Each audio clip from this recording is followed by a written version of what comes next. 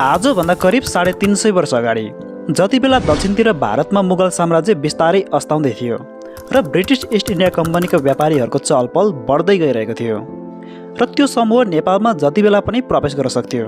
तर त्यही समय यता नेपालमा भने भाको देश पनि टुक्रिँदै गइरहेको थियो। भनौँ 52वटा भन्दा बढी राज्यहरूमा देश टुक्रिसकेको थियो र नजिकका छिमेकी राज्यहरूसँग पनि विभिन्न विषयमा मनमुटाव भइरहन्थ्यो। यस्तो अवस्थामा ती अङ्ग्रेज समूहहरू नेपाल प्रवेश गरिहालेको भए सायद नेपालको पौराणिक अस्तित्व पनि बाँकी रहँदैन थियो होला, किनकि शत्रुसँग लड्नलाई युनिटीको आवश्यकता पर्छ, जुन यहाँ पटक्कै थिएन। अझ भनौँ घरभित्रको झगडाको फाइदा शत्रु पक्षले राम्रैसँग उठाउँथ्यो, तर त्यस्तो हुन पाएन यहाँ। त्यसैले त अहिले हामी नेपाली हौँ भनेर गर्व गर्ने आधार रहेको छ। अब कुरा गरौँ त्यो विशाल नेपाल एकीकरण कसरी सम्भव भयो त? नेपाल एकीकरणमा कसको भूमिका रह्यो, यी यावत विषयमा आज हामी कुरा गर्नेछौँ। अन्य छिमेकी राज्यहरूलाई हडपेर आफ्नो राज्यमा गाभ्ने सोच त्यो समयको हरेक राजाहरूलाई हुने गर्दथ्यो र त्यो सोचबाट गोर्खाको शाहवंशी राजाहरू पनि अछुतो रहन सकेन। गोर्खाको राजा यशोब्रह्म शाहको छोरा द्रव्य शाहले विक्रम सम्वत 1616 सालमा गोर्खामा एकाधिकार जमाएपछि नै लमजुङसँग गोर्खाको मनमुटाव सुरु भयो। आफ्नो भाइ द्रव्य शाहले हासिल गरेको गोर्खा राज्यमा आफ्नो अधिकार रहनुपर्ने नरहरि शाहको दाबी थियो, तर द्रव्य शाहलाई आफ्नो दाजुको उक्त दाबी भने स्वीकार्य थिएन। त्यसैले गोर्खा र लमजुङको बारम्बार टकराव परिरहन्थ्यो, तर पनि गोर्खा आफ्नो अडनभन्दा पछि हट्न चाहँदैनथ्यो। द्रव्य शाहले सुरुवात गरेको गोर्खा राज्यलाई केही मात्रामा उनका छोरा पूर्ण शाहले विस्तार गरे। त्यसपछि पूर्ण शाहको राज्य विस्तार अभियानलाई उनका छोरा राम शाहले पनि निरन्तरता दिए। उनले उत्तरतिर राज्य विस्तार गरी गोर्खालाई थप सशक्त बनाए। यसरी शाह वंशको द्रव्य शाहद्वारा स्थापित गोर्खा राज्यको असली विस्तार अभियान भने नरभूपाल शाहको पालादेखि हुन्छ। तर सोचे जस्तो सफलता भने उनलाई मिल्दैन। यसको उदाहरण हो नुवाकोट आक्रमणमा मिलेको पराजय। विक्रम सम्वत 1779 पौष 25 गते नरभूपाल शाहको मृत्यु भएपछि गोर्खा राज्यको राजा पृथ्वीनारायण शाह बने। त्यसपछि उनकै बुवाको योजना अनुसार नुवाकोटलाई आक्रमण गरे। त्यसबेला नुवाकोट पनि काठमाडौँकै राजा जयप्रकाश मल्लको अधीनमा थियो र गोर्खालीको तुलनामा उनीहरूसँग धेरै हात हतियार उपलब्ध थियो। त्यसमाथि पनि बिना पूर्व तयारी गरेको त्यो आक्रमणमा गोर्खाली फौज पराजित हुन पुग्यो, जसरी उनको बुवा नरभूपाल शाह पराजित भएका थिए। पहिलो आक्रमणमा हार बेहोरेपछि पृथ्वीनारायण शाहले गम्भीरतापूर्वक सोच्नुपर्ने अवस्था आयो र उनी भारतको काँचीतर्फ लागे। सँगै त्यस समयको भारतको अवस्था समेत अध्ययन गरे र साथमा युद्धका लागि केही चाहिने हात हतियार समेत सङ्कलन गरेर उनी नेपाल फर्किए। नेपाल फर्किए लगतै विक्रम सम्वत 1801 असोज 15 गते नुवाकोटमाथि पुनः हमला गरे। त्यो पटकको आक्रमणमा भने गोर्खाली सेनाले सहजै जित हासिल गर्न सफल भयो। यससँगै नेपाल एकीकरणको थालनी भयो। नुवाकोटमा विजय हासिल गरिसकेपछि उनको नजर काठमाडौँमा पर्यो, जहाँ उनले मकवानपुरबाट गोर्खा फर्किने क्रममा चन्द्रगिरीबाट निशाना हालिसकेका थिए। तर तीन शक्तिशाली राज्य रहेको काठमाडौँ उपत्यकालाई आक्रमण गर्न त्यति सजिलो पनि थिएन। त्यसैले काठमाडौँ उपत्यकालाई नाकाबन्दी लाउन सुरु गरे। त्यसैमाथि नुवाकोट विजयपछि काठमाडौँसँग व्यापारिक सम्बन्ध रहेको भोट अर्थात् तिब्बतसँगको केरुङपट्टिको व्यापार मार्ग पृथ्वीनारायण शाहको हातमा परिसकेको थियो, जसले गर्दा गोर्खालीहरू आर्थिक रूपमा पनि केही बलियो हुँदै आइरहेका थिए, जसको फाइदा आफूभन्दा आर्थिक रूपमा बलियो रहेको राज्यहरूलाई आक्रमण गर्नमा हुन्थ्यो। नुवाकोट आक्रमणमा विजय भएको 2-3 वर्षमै काठमाडौँ उपत्यकाको केही भूभाग पनि कब्जा गर्न गोर्खालीहरू सफल भइसकेका थिए। तर विडम्बना उनीहरू त्यो स्थानबाट चाँडै लखेटिए पनि। यो घटनामा पृथ्वीनारायण शाहले काठमाडौँको मैदानी क्षेत्रबाट नभई अग्लो स्थान र थुम्काबाट घेर्ने योजना बनाउँछन् र यही योजना अनुसार विक्रम सम्वत 1811 साउन 21 गते नालदोम अर्थात् अहिलेको नगरकोट कब्जा गर्छन् र क्रमैसँग वरिपरिका सबै थुम्काहरू कब्जा गर्छन्, जसले गर्दा काठमाडौँ उपत्यकाको भित्री भागलाई आक्रमण गर्न सजिलो हुन्छ। त्यसपछि विक्रम सम्वत 1814 जेठ 19 गते पाटन राज्य अन्तर्गतको कीर्तिपुरमाथि आक्रमण गर्छन्। तर यो आक्रमणमा भने गोर्खालीहरूले ठुलो हार बेहोर्नु पुग्छन्। यही आक्रमणमा काजी कालु पाण्डेको मृत्यु हुन्छ, जो पृथ्वीनारायण शाहको सुरुवातदेखिको नै सहयोगी थिए। यसै घटनामा जीवन थापा र लाटा खत्री लगायतको गोर्खाली सैनिकको मृत्यु हुन्छ। यो ठुलो हारपछि गोर्खालीको विजय यात्रा केही समयको लागि स्थगित हुन्छ। कीर्तिपुरको त्यो ठुलो हारबाट अनुभव प्राप्त गरी गोर्खाली सेनाले आफ्नो फौजलाई थप बलियो बनाउन थाले र विक्रम सम्वत 1819 सम्ममा काठमाडौँ उपत्यकाको 3 मल्ल राजाहरूको धेरैजसो भूभाग गोर्खाली सेनाले आफ्नो कब्जामा पारिसकेका थिए। काठमाडौँ उपत्यकाको मुख्य व्यापारिक नाकाहरू नै गोर्खाली सेनाको कब्जामा रहेको थियो। त्यसकारण पनि 3 मल्ल राजाहरूको आर्थिक अवस्था बिस्तारै कमजोर हुँदै गइरहेको थियो। यसैबीच काठमाडौँ उपत्यकालाई चारैतिरबाट घेर्न थाल्छ गोर्खाली सेनाले। बाहिरबाट आउने सबै उपभोग्य सामानहरू रोकिदिन्छन्, तर पनि दक्षिणतर्फ मकवानपुरबाट भने वस्तुहरू भित्रिरहेका हुन्थे। कारण थियो पृथ्वीनारायण शाहका जेठान दिग्बन्धन सेन, जो त्यस समय मकवानपुर राज्यको राजा थिए र पृथ्वीनारायण शाहसँग उनको पारिवारिक खटपट र रिसिभी रहेको थियो। त्यसैले गोर्खाली सेनाले मकवानपुर राज्यलाई नै आक्रमण गर्ने तयारी गर्न थाले र गरे पनि। तर विलासिताले जर्जरिएको मकवानपुरका सेनाहरू गोर्खालीको अघि टिक्न सकेनन्। त्यसैले विक्रम सम्वत 1819 भदौ 9 गते मकवानपुर राज्य पनि पृथ्वीनारायण शाहको कब्जामा रहन गयो। आफ्नो स्वामित्व गुमाएपछि केही सेन राजाहरू भारततर्फ आने, जहाँका नवाबहरूसँग उनीहरूको विशेष सम्बन्ध थियो। सेनहरूको हार गुहारपछि गुरिन खानको नेतृत्वमा ठूलो सङ्ख्यामा नवाब फौज नेपाल भित्रिन्छन्। 500 को सङ्ख्यामा हात हतियार अनि 2वटा ठुल्ठुला तोपसहित उनीहरू नेपाल भित्रिन्छन्। उनीहरूको एउटै उद्देश्य हुन्छ कि गोर्खालीहरूलाई मकवानपुरबाट खेदाउनु।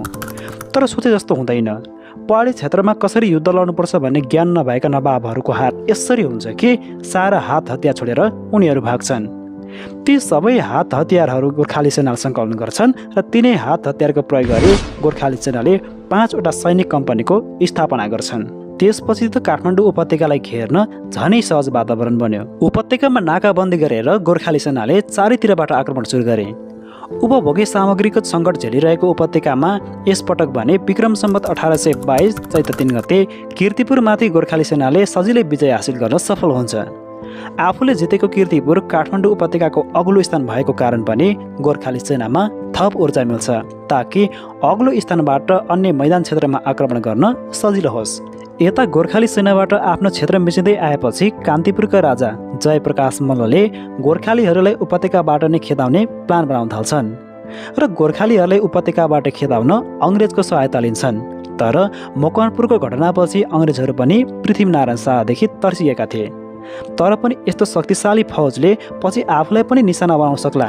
त्यसैले कलिले अवस्थामा यसलाई निष्क्रिय पार्नुपर्छ भन्ने उद्देश्यका साथ अङ्ग्रेजहरू नेपाल भित्रिए। आधुनिक हात हतियार सहितको अङ्ग्रेज फौज तराईको समतल भागमा त सजिलै पार गरे, तर पहाड उक्लिन नपाउँदै सिन्धुलीमाढीमा गोर्खाली सेनाको फौजद्वारा आक्रमण पर्दा अङ्ग्रेजहरू सम्हालिन सक्दैनन्। हतियार छोडेर विक्रम सम्वत 1824 त्यहाँबाट फरार भाग्छन्। यो घटनापछि उपत्यकाको 3 मल्ल राजाहरू झनै हतासिए। उता गोर्खाली सेना भने अङ्ग्रेजले छाडेको हात हतियार सङ्कलन गरेर थप शक्तिशाली बन्दै गइरहेका थिए। त्यसैले विक्रम सम्वत 1825 असोज 13 गते उपत्यकाको मल्ल राज्यमा प्रवेश गर्न सफल भए। त्यस दिन नगरभरि इन्द्रजात्राको रौनक चलिरहेको थियो। त्यसैले पनि सहरको मुख्य प्रवेशद्वारहरूमा त्यति कडाइ गरिएको थिएन, भनौँ सुरक्षा अवस्था लचिलो थियो। त्यसै दिन भीमसेन स्थान, टुँडिखिल र नरदेवी गरी 3 स्थानबाट गोर्खाली सेनाले आक्रमण गर्छन्। यसैबीच केही समयको लडाइँपछि जयप्रकाश मल्ल आफ्नो केही सेनाहरू लिएर पाटन राज्यतिर भाग्छन् र यता राजा जयप्रकाश मल्लको राजगद्दी खाली भएपछि त्यहाँ पृथ्वीनारायण शाह बस्छन्। उता जयप्रकाशले भने जाँदा जाँदै तलेजु भवानीको छेउछाउमा बारुद छर्न पनि भ्याउँछन् र पछि त्यही बारुद पड्किएर सेनापति तुलाराम पाण्डे घाइते बन्न पुग्छन् र पछि उनको मृत्यु हुन्छ। यसरी कान्तिपुर यानि कि पुरानो काठमाडौँ राज्य पृथ्वीनारायण शाहको अधीनमा आउँछ। यसरी 1801 असोज 15 गते नुवाकोट प्रवेश गर्न सफल भएको पृथ्वीनारायण शाह त्यसको ठिक 24 वर्षपछि ठुलो मेहनतले काठमाडौँ यानि कि नेपाल खाल्डो प्रवेश गर्न सफल हुन्छन्। त्योभन्दा अघिल्लो दिनसम्म उनले काठमाडौँको दहचोकलाई आफ्नो युद्धकालीन राजधानी बनाएका थिए। त्यहाँ बसेर उनले पश्चिमी भूभागको बचाउ गर्नुको साथै पूर्वमा टिस्टासम्मको युद्धलाई सम्हालेका थिए। काठमाडौँलाई आफ्नो कब्जामा लिइसकेपछि पृथ्वीनारायण शाहले पाटनलाई पनि कब्जा गर्ने योजना बनाउँछन् र त्यसै अनुरूप काठमाडौँमा विजय प्राप्त गरेको ठिक 11 दिनपछि विक्रम सम्वत 1825 असोज 25 गते गोर्खाली सेना पाटनतर्फ अघि बढ्छ। तर जयप्रकाश मल्ल र पाटनको राजा तेज नरसिंह मल्ल भक्तपुरको राजा रणजित मल्लको राज्यतिर भागिसकेका हुन्छन्। त्यसैले पनि पाटन राज्यलाई कब्जा गर्नु कुनै सङ्घर्ष गर्नु पर्दैन, सो त पृथ्वीनारायण शाहको अधीनमा आउँछ। उनी पूर्वतिर राज्य विस्तार गर्न सफल भइरहेकी बेला उता आफ्नै गोर्खा राज्य भने गुमाउने खतरा भइसकेको थियो। पुरानो शत्रु राज्य लमजुङले गोर्खामाथि बारम्बार हमला गरिरहेको थियो। त्यसैले काठमाडौँ र पाटनपछि तत्काल भक्तपुरलाई आक्रमण नगरी गोर्खाको अस्तित्व बचाउनु हुने गोर्खातर्फ लागे। शत्रु राज्यबाट गोर्खालाई जोगाइराख्न निकै जुक्ति लगाए पृथ्वीनारायण शाहले। त्यसैले कौटिल्यको सिद्धान्त अनुसार 24 राज्यभन्दा पर 22 राज्यहरूसँग उनले मितेरी गाँच्न थाले। त्यही क्रममा जाजरकोटका राजासँग मित्रता गाँच्छन् र सलेनी राजा कृष्ण शाहको छोरासँग आफ्नी छोरी विलासवतीको विवाह गरिदिन्छन्। यो सम्बन्धले उनको पाला मात्र होइन, नाति रणबहादुर शाहको पालाको राजकुमार बहादुर शाहलाई समेत 22 राज्यहरू नयाँ नेपालमा गाप्न सजिलो भयो। अब फेरि आउँ काठमाडौँतिरै। काठमाडौँ र पाटनमा विजय भए लगतै पृथ्वीनारायण शाहले भक्तपुरलाई आक्रमण गर्दैनन्। त्यसको धेरै कारणहरूमध्ये एउटा कारण यो हो कि भक्तपुरका राजा रणजित मल्ल उनको मितबुवा पनि हुन्, किनभने उनले रणजित मल्लको छोरा वीर नरसिंह मल्लसँग मित लगाएका थिए। त्यसैले मितबुवालाई फकाउने कोसिस गरे, तर रणजित मल्लले आफ्नो जिद्दी नछोड्ने अडान लिएपछि भक्तपुरमाथि हमला गर्न पृथ्वीनारायण शाह बाध्य हुन्छन् र भक्तपुरलाई आक्रमण गरे। लगातार 3 दिनसम्म चलेको घमासम युद्धपछि विक्रम सम्वत 1826 माघ 1 गते भक्तपुरमाथि गोर्खाली विजय हुन्छ। यो युद्धमा धेरै जनधनको क्षति पनि भयो, तथापि गोर्खाली सेनालाई भने ठुलो सफलता हात पर्छ। यही युद्धमा कान्तिपुरबाट भागेर आएको जयप्रकाश मल्ललाई गोली लागे, घाइते बन्न पुग्छ र विक्रम सम्वत 1826 माघ 8 गते मृत्यु हुन्छ। काठमाडौँलाई आफ्नो भूभागमा गाभिसकेपछि उनी पश्चिमतर्फ राज्य विस्तार गर्ने तयारीमा जुट्छन्। पुरानै रसाकसी रहेको लमजुङलाई परास्त गर्नु पृथ्वीनारायण शाहको चुनौती हुन्छ। त्यसैले ठुलो दलबलको साथमा उनी लमजुङमाथि हमला गर्छन् र विजय हासिल गर्छन् पनि।